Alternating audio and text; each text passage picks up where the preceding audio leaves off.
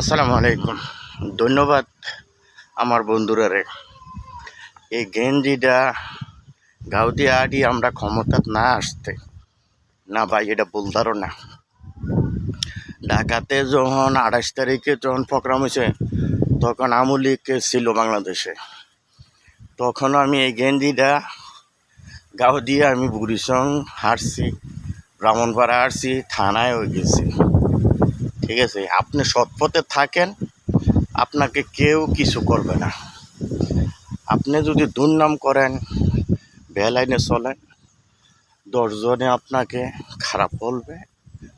হ্যাঁ, তো আমি তো কারোর সাথে খারাপ ব্যবহার করি নাই।